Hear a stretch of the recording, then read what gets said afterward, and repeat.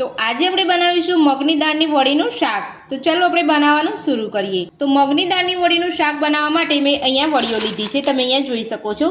તો મગની દાળની વડીઓનું શાક બનાવવા માટે સૌથી પહેલાં મેં અહીંયા ગેસ ઉપર એક કઢાઈ રાખી છે, તેની અંદર આપણે અહીંયા 3 થી 4 ચમચી જેટલું તેલ ઉમેરીશું। તેલને ગરમ થવા દઈશું। તો તેલ આપણું અહીંયા ગરમ થઈ ગયું છે, તો સૌથી પહેલાં આપણે આખા મસાલા ઉમેરીશું। તો મેં અહીંયા 3 લવિંગ લીધા છે, 2 તજના ટુકડા લીધા છે, 1 તમાલપત્ર લીધું છે, 2 ઇલાયચી લીધી છે, 1 સૂકું મરચું લીધું છે અને 7 થી 8 નંગ જેટલા આપણે મરી લીધા છે। તો હવે આપણે તેલની અંદર લઈ લઈશું। સાથે જ 1 ચમચી જેટલું જીરું ઉમેરીશું। બધું સરસ રીતે સાતરી લઈશું। તો બધું જ આપણે સરસ રીતે સાતરી લીધું છે, તો હવે આપણે તેની અંદર 2 ચપટી જેટલી હિંગ ઉમેરીશું। સાથે જ 1 ચમચી આપણે અહીંયા લસણ આદુની પેસ્ટ ઉમેરીશું।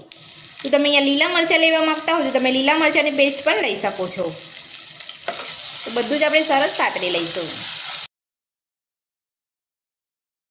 તો આદુ લસણની પેસ્ટ અહીંયા સરસ રીતે સતળાઈ ગઈ છે, તો હવે આપણે તેની અંદર 1 મીડિયમ સાઇઝની ઝીણી સમારેલી ડુંગળી ઉમેરીશું। તો ડુંગળીને આપણે અહીંયા ગેસની ફૂલ ફ્લેમ પર સાતરી લઈશું। જ્યારે પણ તમે આ રીતે ડુંગળી સાતળો ત્યારે તમારે અહીંયા ગેસની ફ્લેમ ફૂલ રાખવાની છે, એટલે તમારી ડુંગળી એકદમ સરસ રીતે સતળાઈ જાય અને આ રીતે તમારે અહીંયા હલાવતું રહેવાનું છે। તો આ રીતે તમે વડીઓનું શાક ઘરે બનાવશો ને તો એકદમ ટેસ્ટી બનીને તૈયાર થશે અને બધાને ઘરમાં ખૂબ જ ભાવશે। તો મારી આ રીતે તમે અહીંયા વડીઓનું શાક બનાવવાનું ઘરે એકવાર જરૂરથી ટ્રાય કરજો। તો આ રીતે બધું સરસ મિક્સ કરતા જઈ અને આપણે ડુંગળીને સાતરી લઈશું। તો ડુંગળી આપણી ગોલ્ડન બ્રાઉન થાય ત્યાં સુધી આપણે ડુંગળીને સાતરીશું। તો ડુંગળીનો કલર બદલાઈ ગયો છે અને ડુંગળી આપણે અહીંયા સરસ રીતે સતળાઈ ગઈ છે। તો હવે આપણે તેની અંદર ઝીણા સમારેલા ટામેટાં ઉમેરીશું। તો મેં અહીંયા 2 મીડિયમ સાઇઝના ટામેટાને અહીંયા ઝીણા સમારીને રાખી લીધા હતા, તો તે આપણે ઉમેરી દઈશું। સાથે જ આપણે સ્વાદ પ્રમાણે મીઠું ઉમેરીશું।